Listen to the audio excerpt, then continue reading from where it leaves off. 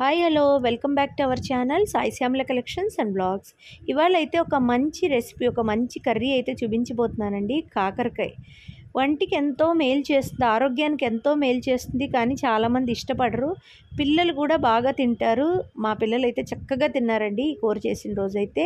So నేను చెప్పే టిప్తో కనుక చేస్తే చాలా అంటే చాలా బాగుంటుంది. చాలామంది చెప్తారు చేదు లేకుండా కాకరకాయ అని. 100% కాకరకాయలోంచి చేదు ఎవ్వరూ తీయలేరండి, కొంచెం ఉంటుంది. కాకపోతే మనకు ఆ చేదు తెలియకుండా ప్రాసెస్తో చేస్తే కనుక సూపర్ ఉంటుంది. కాకరకాయలను అయితే శుభ్రంగా కడిగేసి మధ్యలోకి నాట్లు పెట్టి ఉంచుకోవాలి. పైన ముచ్చుకలు అయితే ఉంచుకోవాలండి, అవి మనం తినేటప్పుడు కొరుక్కుని ఆ ముచ్చుకలు పడేస్తే బాగుంటుంది. అదొక ఫీల్ అన్నమాట. అయితే పేస్ట్ కోసం అయితే ఉల్లిపాయ, జీలకర్ర, కొంచెం పసుపు, ఉప్పు, కారం. ఇందులో మీరు మెయిన్గా అండర్లైన్ చేసుకునే ఇంపార్టెంట్ టిప్ ఏంటి అంటే వాటర్ అస్సలు యాడ్ చేయకూడదు. ఈ మిక్సీ పట్టే ఈ పేస్ట్లో యాడ్ చేయకూడదు, కర్రీలో కూడా యాడ్ చేయకూడదు. ఇలా చేస్తే మీరు ఫ్రిడ్జ్లో పెట్టకుండానే ఈ కర్రీ 2 days ఉంటుందండి, ఖచ్చితంగా చెప్తున్నాను.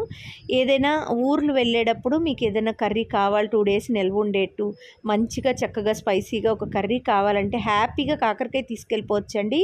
ఇది చపాతీలో నంచుకున్న మస్తు ఉంటుందండి, చాలా అంటే చాలా బాగుంటుంది. ఇప్పుడు ఇదంతటిని మనం పేస్ట్ చేసేసుకున్నాం కదా, ఒక్క డ్రాప్ కూడా వాటర్ పోయలేదు. అలాగే ఉల్లిపాయలు లో వాటర్ ఉంటుంది కదా, దాంతోనే మిక్సీ అవుతుంది అనమాట. సో తర్వాత ఈ కారాన్ని అయితే చూడండి ఇందులో స్టఫ్ చేస్తున్నాను. అయితే చాలామంది పైన పీల్ ఆఫ్ చేసి అలా కూడా చేసుకోవచ్చు. కానీ మనకి దేవుడు సృష్టిలో ఏది ప్రకృతిని ఎలా ఇచ్చాడో, ఎందుకు ఇచ్చాడో దాన్ని అలాగే తినాలండి. అలా పీల్ ఆఫ్ చేసి కూడా ఒక్కొక్కసారి కూర చేస్తాను, కానీ ఇలా చేసినా కూడా చాలా అద్భుతంగా ఉంటుందన్నమాట. గింజలు తీసేయడము లేదంటే పైన పీల్ ఆఫ్ చేయడము అలా ఏమి చేయకుండానే తినాలి. పూర్వకాలం వాళ్ళు అంతేనండి, ఏ కూర ఎలా తినాలో అలాగే తినేవారు. ఇప్పుడు కొత్తగా వచ్చేసాయి ఇట్లా పీల్ ఆఫ్ చేయడం. అది ఏది ఎలా వండాలో అలాగే వండాలి, ఎలా తినాలో అలాగే తినాలి. అప్పుడే దాని టేస్టు, దాని బెనిఫిట్స్ అన్నీ కూడా మనకి వస్తాయి. సో ఇందులో అంతా స్టఫ్ చేసేసాం కదా, ఏమి ఎక్కర్లేదండి, బ్యాచిలర్స్ కూడా సింపుల్గా చేసుకోవచ్చు.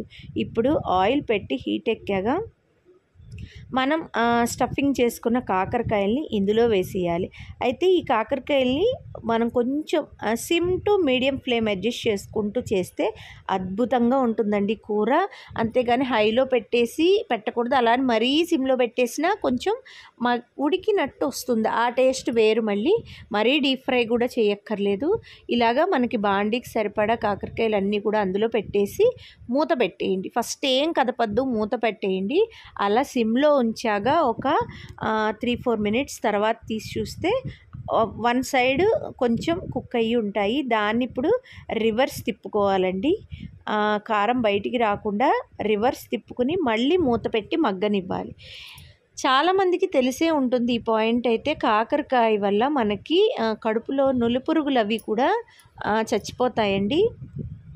నార్మల్గా ఉత్తి కాకరకాయ తినలేక లేదంటే కాకరకాయ పులుసు ఇష్టపడని వాళ్ళు ఇలా కర్రీ చేసుకోవచ్చు. కాకరకాయ పులుసు బెల్లం కూర కూడా అద్భుతంగా ఉంటుందండి. మేమైతే చిన్న ఏజ్ నుంచి కూడా కాకరకాయ ఇష్టంగా తినేసేవాళ్ళం. చాలామంది అలా ఇష్టంగా తింటారు.